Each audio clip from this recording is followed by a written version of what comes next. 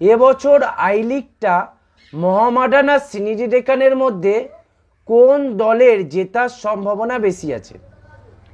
মোহামেডান পরের 3টে ম্যাচ খেলবে ইন্টারকাশি, শিলং লাজং আর আইজল এফসির সাথে।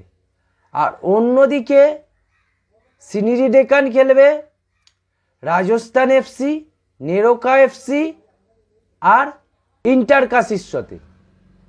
আর একটা ম্যাচ কার সঙ্গে আছে এটা এখনো ফিক্সারে আসেনি, এলে আমি বলে দেবো।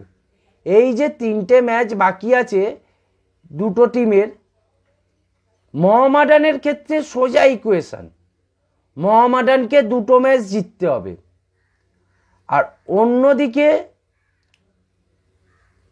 সিনিডি ডেকানের কাছে একটা জটিল ইকুয়েশন আছে, সেটা হচ্ছে ওদের সবকটা 4টে ম্যাচ জিততে হবে, প্লাস মোহামেডান মিনিমাম যেন 2টো ম্যাচ থেকে পয়েন্ট লুজ করে।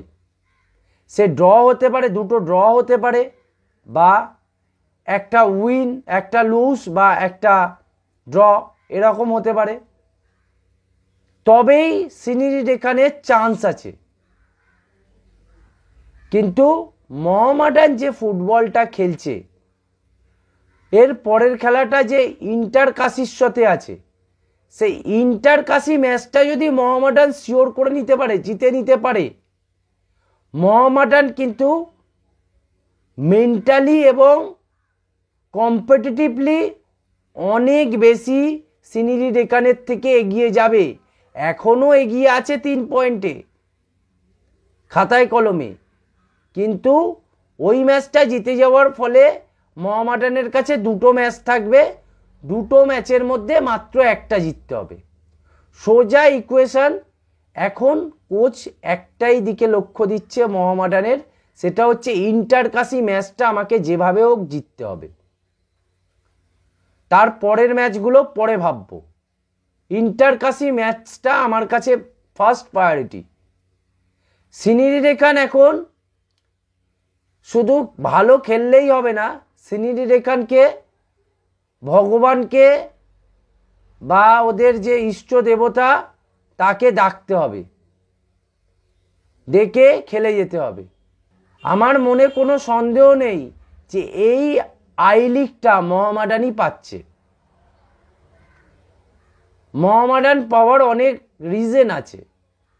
মোহামেডান প্রথম কথা ইন্টারকাশি ম্যাচটা নিজের হোমে খেলবে, শিলং লাজংয়ের সঙ্গে খেলা আছে, যেটা শিলং লাজং এই আই লিগে অতটা ভালো পারফরমেন্স করেনি বলে আমার ধারণা। তো ওটা আমার মনে হয় শিলং লাজং খুব কুইকলি শিলং লাজংকে হারিয়ে দেবে মোহামেডান। তো এই হচ্ছে ব্যাপার, শিলং লাজং আর ইন্টারকাশি ম্যাচটা জিতলে জানবেন মোহামেডান অলমোস্ট 90% কেসটা নিজের ফেভারে করে নিয়েছে। সিনিডি ডেকানের এখন নিজের হাতে কিছু নেই, সিনিডি ডেকান শুধু